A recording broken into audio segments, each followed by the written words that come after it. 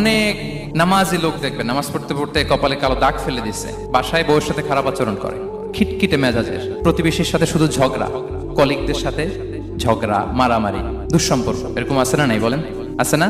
কিন্তু নামাজি, অনেক বড় হাজি, একদিনও কোরআন তেলাওয়াত মিস হয় না।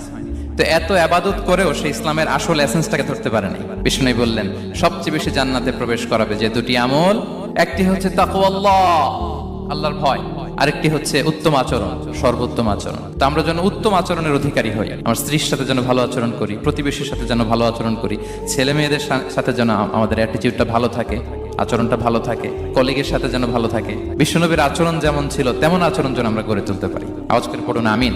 সুনানে আবু দাউদের এক বর্ণনা বিষ্ণু ইসলাম বলেন, খুব চমৎকার একটি হাদিস, মনোযোগ দিয়ে শুনুন। তিনি বলেন, আনা যাইনুন বিবাইতিন ফি রাবাদিল জান্নাতি লিমান তারাকাল মিরাআ ওয়া ইন কানা মুহিক্কান। আমি ওই ব্যক্তিকে জান্নাতের আঙ্গিনায় একটা ঘরের গ্যারান্টি দেই যে ব্যক্তি